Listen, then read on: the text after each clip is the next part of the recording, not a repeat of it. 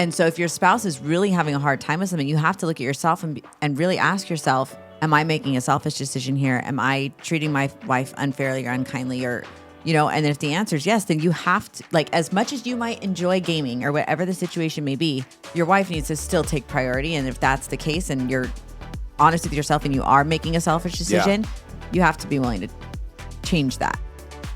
Welcome back to another episode of the Married with the Muchicas podcast. We are so excited that you're here hanging out with us today. We are Richard and Haley Muchica. Oh, yeah. We have been married for 12 years, been together close to 20. Oh, a long time. A really long time. We've got 4 little kids ranging from 10 to 5. And my husband runs a small business and we homeschool and all of the fun things. We run a small business. Well, you run it and I support you. That yeah, I don't run the business. Kind of like the home, huh? Kind of like the home. So how's it going? It is a good day. I always like Thursdays because we get to come into the podcast room. We get to spend some time together. We get to just enjoy each other's company. So it's always a good day. Yeah. Thursdays. It's so fun because like this, we talk a lot anyways, but this podcast, like we really get to like talk and flesh out ideas. And we do. It's been really fun. I know. Hey, what are we going to talk about? Hey, what do you think of this angle? What do you think of that angle? Or even just like the hour that we sit here actually recording. Like, this is literally just like a conversation for us. Oh, I know it is. I know we could flesh out our thoughts. It actually helps me formulate an idea, formulate and articulate my beliefs. Yeah, totally. So it's cool. I'm sure if you guys have listened to any of these before, but these are very unscripted. Like this is just Richard and I having a conversation. But it's really fun that we get to do that once a week. It's very fun. What's been your favorite episode we've recorded so far to date? My favorite episode to date, my personal favorite. Oh, geez, now you're going to put me on the spot, man. I know, I should have given you a heads up. Should have given me a heads up. I don't know. I mean, I would say, well, our most popular one, I think, is Roles and Responsibilities. That one was a lot of fun. Maybe that one? Okay. Yeah, I don't know. Nice. That's I think I know yours, though. Which one? With the submission. Okay, I was going to say it's probably tied between Roles and Responsibilities and the submission one are my 2 favorites. Okay, so Roles and Responsibilities. Yeah. And I think I love those 2 so much because I'm really, really passionate about the differences in male and female and how beautiful those differences are and how we talked about it in last week's episode, but when you have this boring, like women have to be like men to be valuable and men have to like tone down their masculinity to offer value. It's like you just get a boring flat line. And I love the beauty of the 2 extremes. And I think that those 2 episodes really like embody that really well. Well, you gave me the essence of a woman's beauty when we first got married because you told me there was a book. What was the book called? It's called Captivating by Stacey Eldridge. I'll never forget this because I'm not lying to you. When my wife told me about this book that she had read, when I was looking at her face and I was looking at her demeanor, I mean, it was coming from the soul. It was just like, man, this book really transformed me as a woman. Did. And and the way you said it impacted me. So I can only imagine how it impacted you because it must have been intense. It really was. And it was one of those books that I think it just came into my life at the right time. But somebody gave me this book when I was 15. And 15 is kind of like a hard age. Yeah. And that's young. It was young, but I'd had my first breakup and I was heartbroken and felt like something was wrong with me, And I remember reading this book and just the way that it puts its view of femininity and that femininity was the crowning glory of creation. Like God didn't say his creation was good till Eve was there. And like there's the whole way they talk about the woman femininity. Is so necessary. It's so valuable and beautiful, but only if you're fully embracing your femininity. Like that's where your full value is. Yeah. And that is one of my favorite things about you. I mean, there's a ton of things, but you're so feminine, and that just makes me feel more like a dude. I'm like, I'm so manly because you're so feminine. Well, and that's the thing is like when those 2 things come together, they complement each other so beautifully. And I'm like so passionate about that because I think you can lose gentle, and you have this like calming spirit about you and you're just not trying to be overly aggressive. Like those things matter, man. Yeah. And I just think you can lose out on so many of the benefits of this male-female relationship if you don't fully embrace the 2 extremes. Yeah. And for your wives out there, your husband should read the Wild at Heart. Wild at Heart, which is the husband of the captivating author. It's the male. It's the male version of it. Wild at Heart. Great book for men. If you're listening, wives, suggest it to your man. It's a great book. Yes, absolutely. And I think if you love a man, you should read Wild at Heart. It's great for your boys too. Yes. For like your actual boys. It's perfect. You know, our boys are probably getting close to old enough to read that book. We should pull that Riker one for out. sure. Armor probably wouldn't care at all, but it's true. But great books. That was not long intro. Yeah, that was a long intro. All that to say, well, that was a great episode. Yeah, well, and we're done. So this is episode 21, right? This is episode 21. Is it 21? Man, or 22 maybe? I don't know, 21. I think this is 21. It's crazy. So this episode today I think it's going to be kind of fun. Yeah, a little different. A little bit different. So we're going to be going over the top 5 most Googled marriage questions. Yes. And just kind of our take on them, our answers to them, how we've experienced them, those kinds of things. Yeah. Well, it was like the top 20, and then we kind of condensed it down to 5. Yeah. Yeah. So ChatGPT is an amazing tool. Oh man, let's not start that. Yeah, don't get rich going on ChatGPT. Okay, so are you ready for the first most Googled? Should we start Drum at 5 roll. and work our way up? Or just start at number 1? Just do it, man. We're just going to do it. Okay. Just do it. Number 1 is, how do I improve communication in my marriage? Oh man. Communication is always a big thing. That is huge, man. You got to be able to communicate. That's Got to for be sure. able to communicate. Yeah. So if you had, a buddy came to you and he asked you that question, how do I improve communication in my marriage? What would you tell him? Well, I would try to get some backstory on what he means by like improved communication. But my first piece of advice, or my first question would be like, well, how do you guys communicate right now? Because the problem might be that you just don't communicate at all. And so if that's the issue, it's like, I think a good first step is, how about you guys talk to each other? And it would be, I think people would be amazed and shocked by, oh my gosh, you know what? Now that I'm looking back at the week, I might have spent a total of an hour with my spouse talking, right? Because we don't track that time. But if you got a little bit more intentional with communication, I think you'd be amazed about, oh my gosh, like now me and my husband, we actually make it a priority to communicate in the household. And I think that's a really good place to start. Obviously, there's strategies and tactics going into that. Okay, but what if you pulled that back even a layer further? Like, why did they stop communicating with each other in the first place? Was it because... Or why did they never start? I mean, that could be it too. Yeah, maybe.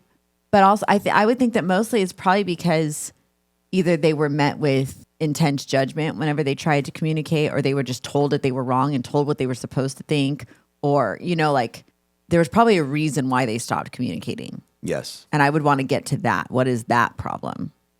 Get to the deeper level. Yeah. So just start communicating. If they're communicating poorly, it's probably not all that helpful. You know what I mean? Oh yeah. If they're communicating poorly, that's a whole nother story. That's why it's like, if they came back to me and they're like, well, dude, look, we're communicating all the time, but it doesn't go well. And we know people that they can't talk about things without it turning into a fight. So we know people personally that won't go to church together. Yeah. Christian couple will not go to church together because they end up fighting about the sermon after. Sad. That is so sad. You got to learn how to communicate your thoughts. And I think the bottom line with that is you have to respect each other. You can have different opinions from somebody and still respect them as a person. And we've talked about this before, but you don't have to, if the goal you have in communicating with somebody is to get them to agree with you, you've already lost half the benefit of communication. The benefit of communication is hey, I want to hear how you got to that. I want to, what is the line I always say on this show? I've said it probably 100 times. Approach your spouse with what? Curiosity. Yes. Curiosity, baby. Approach your spouse with a spouse with curiosity, and 100%. Not, here's what you're supposed to think. Here's why you're supposed to think it. Here's why you're wrong. Yes. It's no, tell me more about how you got there.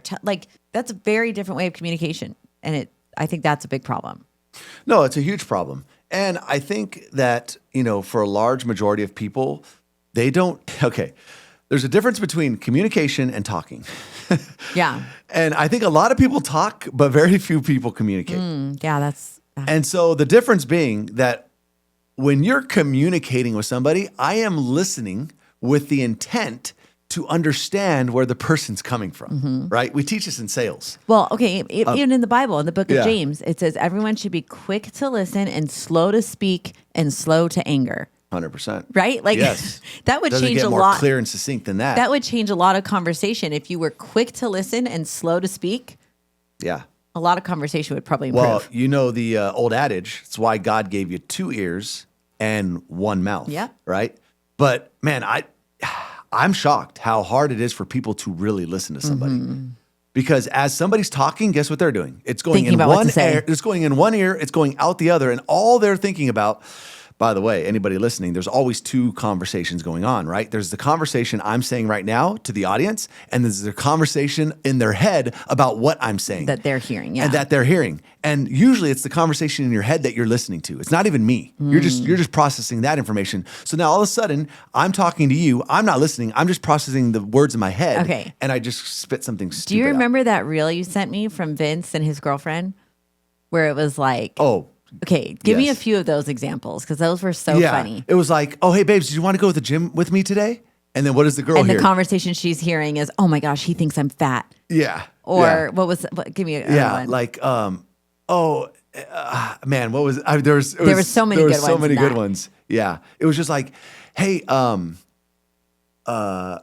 did you do today? Oh my gosh, he thinks I'm lazy and I didn't do anything. And it's just like you said, there's the conversation I'm hearing and the conversation you're saying are not always the same thing. And that happens all the time. Yeah, Rich thought that was so all funny. the time. And let's be honest, I'm a dude, right? Some guys, like, I've tried to get better at this, but sometimes we just want the TLDR. Like, what's the point of this conversation? And like, what does TLDR stand for? It stands for, it's basically just give me the bottom line, right? I forget what it stands for. I've never heard you use that phrase. But a lot of men can do that, right? Yeah. They're just like, I just want the bottom line. I don't care of all the details that the girl's going to give me. But I think you got to take a step back, right? Like, again, it's communication for a reason. Mm-hmm. Like, this is your wife. You got to understand where she's coming from. You got to hear the story. And then you'd be surprised. By doing this, you actually start learning how to be a better communicator, right? And actually start caring about what the person's coming from. And then when you understand where they're coming from, when you go to give an answer, it's all of a sudden the wife's like, oh my gosh, he was listening to me. Mm-hmm. He actually gave me a logical, good answer to what I just said, you know? Yeah. So your life is communication. Your business is sales. Sales is communication. It is. So give us just one really good book that can help people communicate effectively and clearly. Well, Emotional Intelligence 2.0. Okay. It's a great book. Crucial Conversations, great book. And then, I mean, honestly, like sales books, but if you're not in sales, but everything's a sale. I mean, that's what I've realized. But Crucial Conversations, that's for like tough kind of conversations. But I think just overall communication, Emotional Intelligence 2.0. Okay. Yeah. And there's a great thing. What I've come to realize, because again, I always say I have a lower IQ. You know what I mean? But the one thing that I do have is a higher EQ. Right. And there's a big correlation to people that have higher emotional intelligence that are more successful in life because they're able to communicate with others better. Yeah. So I think it's no different than your marriage. You could have 2 very high IQ people, but if they have low EQ, then they're going to have a miserable marriage because they're smart, but they can't communicate. Right. And they just want to tell you how smart they are instead of listening to you. Yeah, exactly. Okay, so number 2 is thankfully not something we've personally had to deal with, but it is something that we've seen. So this is a good one to talk about. It's how do I rebuild trust after infidelity? That's a hard one, but it can be done. Yes, it can be done. You've known people. I've known people. And so, okay, so a big thing I would say there is the person who. Now, I really do believe that in order for a relationship to get to that point where that happens, it's a very 2-sided problem. And you see the person who made the biggest offense and you think that it's their fault, but something happened way, way before that, before the relationship ever got to that point. Yep. So I think both parties are responsible. One maybe a little bit more so because they took that final step of making a really horrible mistake. Yeah, it went from thought to action. So that, or they just went from unhappy for whatever reason to taking that a step further and committing the worst offense, right? Yes. So that I even though both parties are responsible, that person that took that final step and made the really egregious decision to have an affair, they now have to follow the lead of the person that they committed the affair against And whatever they say they need to do to rebuild trust, they're kind of at the mercy of that. If that means, hey, I have all of your social media passwords, you got to give it. If that means, hey, I need to have your location on Find My Friends or whatever on my iPhone, you have to do that. And if you're not willing to do any of those things, then you need to let your spouse know, hey, I'm not willing to work on this and I'm out of here. Yeah. But if you do want to rebuild your marriage, you've kind of got to give whatever they're saying they need. If it means, hey, you've got to find another job, if it means you got to find another gym, they kind of get to call the shots there, I think. Yeah, I agree. I think what you're getting at is you have to have a complete spirit of repentance. Absolutely. It's, I could be off on this, but the word sin, when you repent from sin, it's like you're doing a 180. It's like literally you're turning around and you're not like going the opposite direction. You're going the opposite direction. So I think to your point, I think that is super important. Like that is the first step. Make the 180, go the opposite direction, and then that shows your other spouse that I'm committed to this. I made a mistake. I'm sorry. I'm repenting, and I'm doing a complete 180 in life, right? I think that's the first step. Now, it's interesting about infidelity because infidelity is the only sin in the Bible that gives you the permission to actually get a divorce. Right. Right? So from a Bible perspective, you could say, well, now, I can just divorce this marriage. But I think the other thing that I want to get to is I do believe that, look, we haven't experienced this. God, I hope we never go through anything like this in our marriage. But I think there's something to be said for even if you have infidelity in the marriage and the person does a 180, that, dude, you got to try to fight for that marriage. I think it's very important you try to fight for the marriage and you try to keep it together and you try to work through it if it's at all possible. Especially if you're seeing that true repentance. Yes. And if you're being honest with yourself and you can kind of admit what you might have done to add to that problem. Yeah.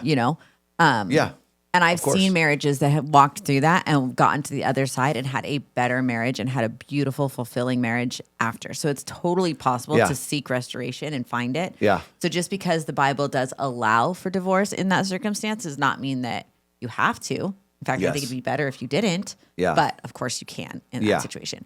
Yeah. And I will say this, look, if you're the one that committed the adultery, then shame on you, right? Course. Like it is shame on you 100%.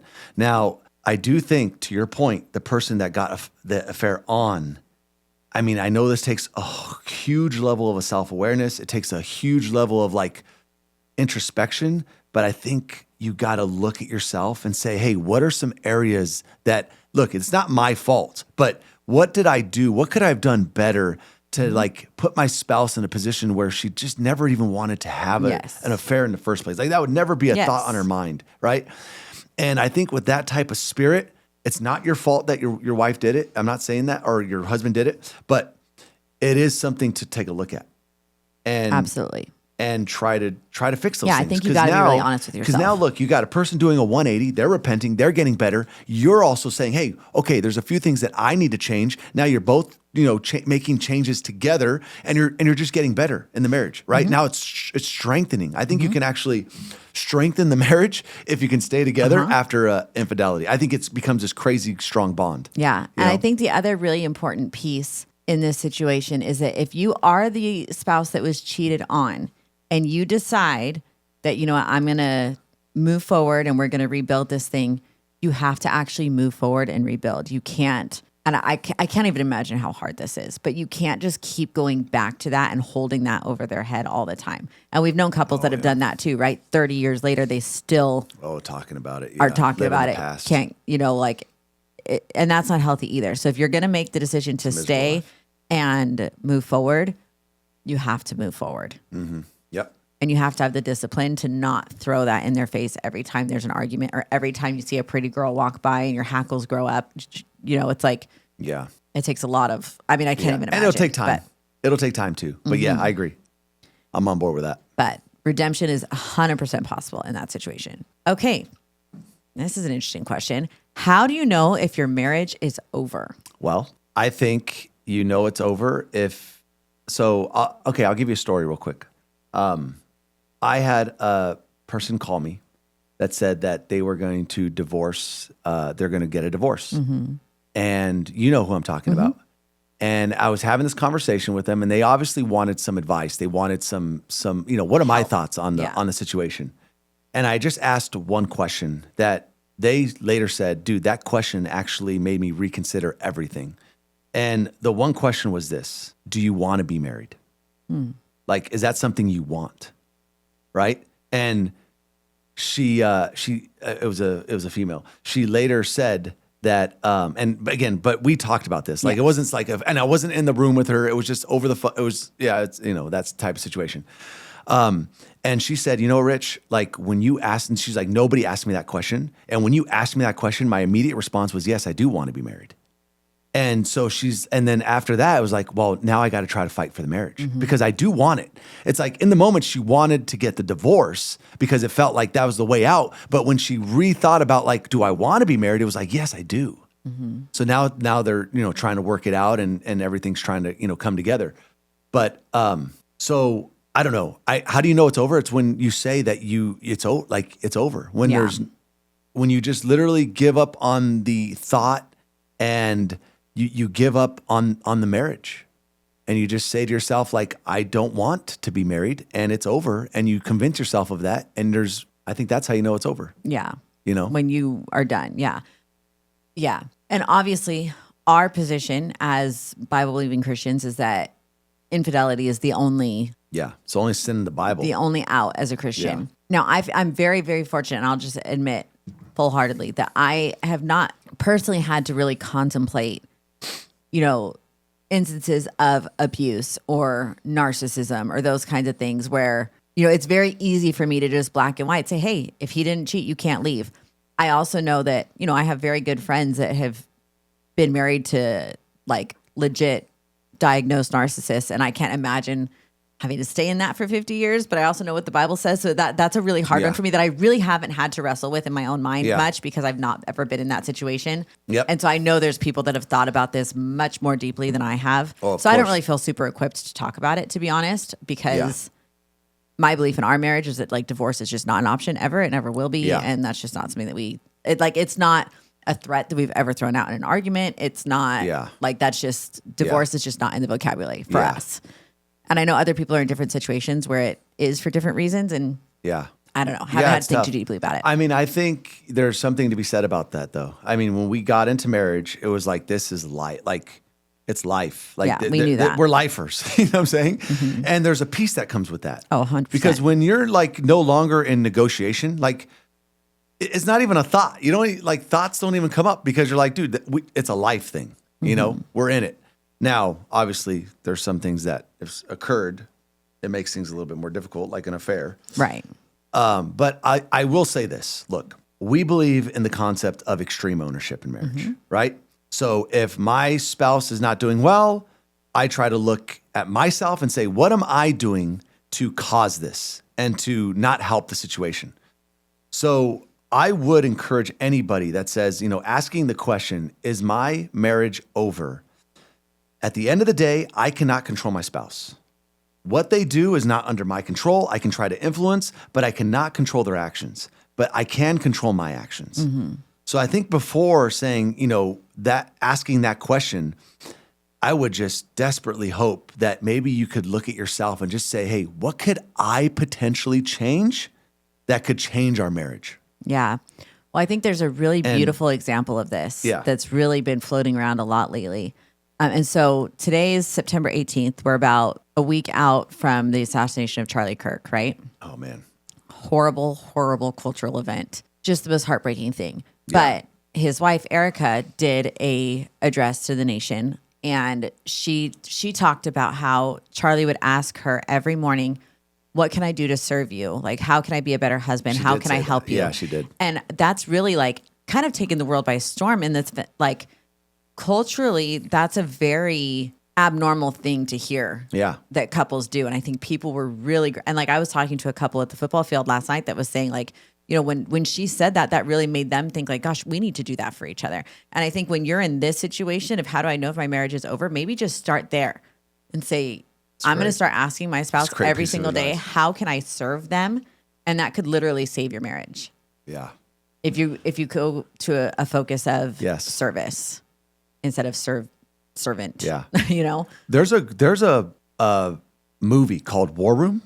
No. You're What's thinking the movie I'm thinking of? Fireproof. Fireproof's a great movie. You know what? Anybody in this, you should watch Fireproof. Fireproof's a great because movie. that's exactly what they do in that film. Yes, it is. And it's a book too. And the book, she takes it upon herself to make the changes. And all of a sudden, as she makes the changes, the whole family starts to change. And it's amazing. Because hey, I have chills too. But you know that quote where it says, if you want to change the world, start with yourself. And I think that's the motto.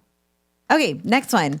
How does marriage change after having kids? You answer that. That's a good one. We can definitely speak to that. How does marriage change?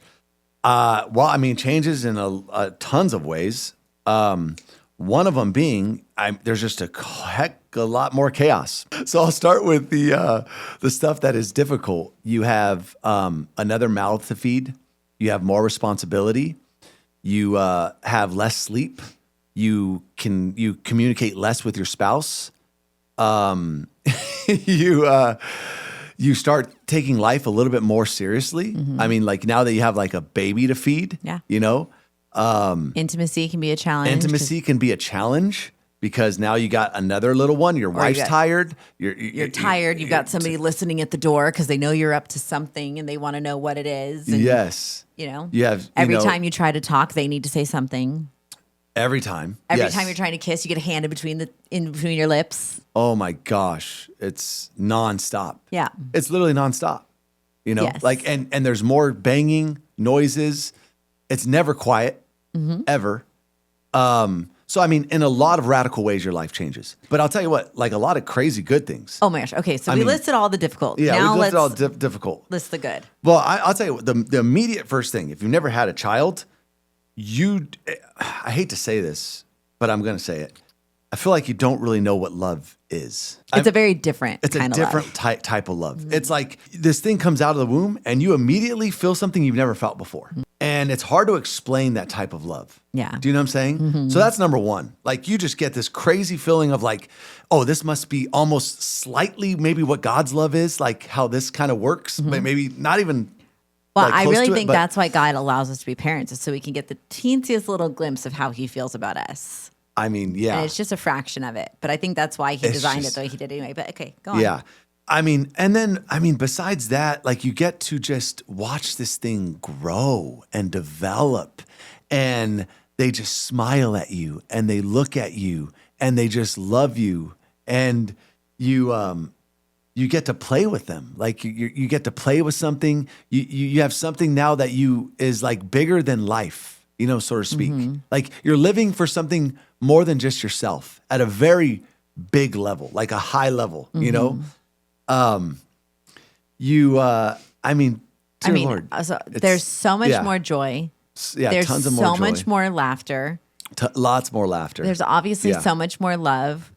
And then now you're looking at this other person that's half you and also half your spouse. Yeah. And you're seeing these little personality traits and these little mannerisms come out that you're like, your dad does that same thing. Yeah. Or like, you got that from me. Or it's just like, it adds so much more depth. And then as parents and as people, you really have to, like, your moral clarity becomes so much more laser focused, because now not only are you having to make decisions for yourself, but you're also having to articulate those decisions to somebody else to make, like, so that they can make decisions later. You know what I mean? Like, it's not just you making decisions and not really knowing why. Now you're having to teach somebody, and it's like, we mentioned the kind of funny, difficult things, which those are real. And I'm not going to tell you that 100% real. Being a parent doesn't have its challenges. You will get frustrated You will beyond get measure. frustrated. You will be overstimulated. You will be tired. But the good so overabundantly outweighs the bad. Oh. It makes you fall more in love with your spouse because they helped you create this little person that you love so much that you couldn't imagine your life without. You're a unit. You're a team. And I can just say, in our experience, the difference in you as a man from not having children to having children, you are a better protector. You're a better provider. You're a better supporter. You're a better man having children. Yep. Than you were without them. Yes. That's why I'm a huge believer in having kids younger, especially for men, because it makes you grow up. For everybody. I'm telling you right now, have the babies, have them earlier, have more than you think you want, have them closer together than you think you want them. Just keep popping them Just out. I'm have the frustrated babies. that I'm snipped. I know. This is an issue for us. Richard got a vasectomy when our youngest was only 2 months old. Yeah. And we both have regretted it. It's like The Office. Since. You guys ever seen The Office Snip, where it's like, snap, snip, snap, snip, snap? I'm like, I don't want to get snip, snapped. Oh. You know? I'm working on it, guys. I'm working on it. Yeah. I'm almost too old to have another one. But yeah, to your point, just keep popping them out. Just have them. I just keep having them, man, because they're just so much joy. It's a bottle of joy. And I'm not gonna lie, like we'll get in the car and the kids are just screaming and the boys are hitting each other and we're telling them to stop and they're not stopping. And I'm just so frustrated. You're frustrated. The girls, will look at each other, steal each other's toys. It's just chaos, right? Mm-hmm. But then I'm always reminded, I'm like, dude, I know someday I'm going to miss all of this. Yes. I'm going to hope and I'm going to sit there and say, dude, I hate how the car is so quiet, And I know that's going to happen.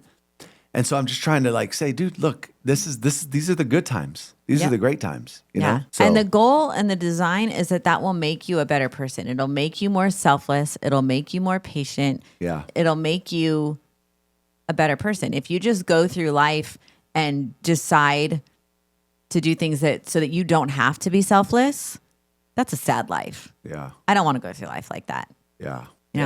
Have the babies. Makes you a better person. It does. And 9 times out of 10, at least for me, my reaction is poor and I have to apologize and repent. But there's the 1 out of 10 times that I get it right that I'm like, okay, I'm evolving. I'm improving. Better about myself. I am improving. Jeez, yeah. And you're never going to feel like it's the right moment. I'll tell you that. No. It's never. The perfect moment for the great thing never exists. That's like my advice. Have them earlier than you think. Have more than you think. Have them closer together than you think. Yeah. Just have them. And there's no perfect playbook. I mean, you've read all the things. You've read all the books. Yeah. There's no perfect playbook. Everybody's figuring it out. But there's also nothing wrong with reading the books. No, read as many books as you can. They help. Glean what you can from them. Throw out what you don't need. 100%. You've got to take in the ideas. It's really important. Yeah, of course. Okay, last and final question. How do we handle conflict in marriage? So that's kind of similar to the communication question, but conflict specifically. Yep. What do you got? I think you just handle conflict respectfully. I think you can have conflict in a conversation without it having to turn into trying to one-up each other with insults or blows. It's like, I don't know. That's just never really been our experience or our style. So I don't really understand the people that can't. Yeah, I don't understand. I don't really get it. Yeah, I don't get it either. But I think at the end of the day, if you respect your spouse and you're just communicating different opinions, I don't really understand why that has to be a conflict, to be honest with you. I don't really get it. Yeah. Well, I think your perspective is a very good perspective on your spouse. You've always said, I like to assume that my spouse is always for me, not against me. Right. And if you come into every conflict with that perspective, it's very hard to get out of hand. Yeah. Because you're saying, wait a minute, this is a conflict. We disagree. We have a this, that. But it's not because my spouse is trying to intentionally harm me. It's just maybe something they just have a different view on, a perspective on. But they're not trying to get at me, right? Yeah. And I think if you can try to brainwash yourself into believing that, it really can save a lot of intense conflict. Mm-hmm. Yeah, I agree. We had some conflict in the beginning of our marriage. We have conflict now, but I'm saying it was probably more intense in the beginning because of my gaming. Remember? Mm-hmm. That was like the most probably intense conflict that we had. But going back to your respect principle, I respected you enough to say, hey, you know what? She's right. Right? Like, she's right. The video games were kind of not good. They were getting out of hand. I was doing too much World of Warcraft and Diablo and all these crazy things. Well, I respected you enough to say, you know what? I got to change it. All right? And so if your spouse, significant other, is dead in the stand on some type of issue, right? Maybe there's something to that. Mm-hmm. Maybe there's a respect level that you need to have for that, right? And I think you got to be careful with where you're going to plant your flag in marriage. Yes, it can't be in everything. It can't be in everything because now your spouse is like, well, they're crying wolf too much, right? Mm-hmm. But if you plant it on the right thing, then your spouse knows, okay, this is serious. Mm-hmm. Like, she's planting, he's planting. I got to respect that. And then be honest with yourself. Like, at that time, like you said, my point of view is typically that Richard wants the best for me, and that's his motive. When you were doing your video gaming, that was not what was best for me, and that was not your motive, and I knew that.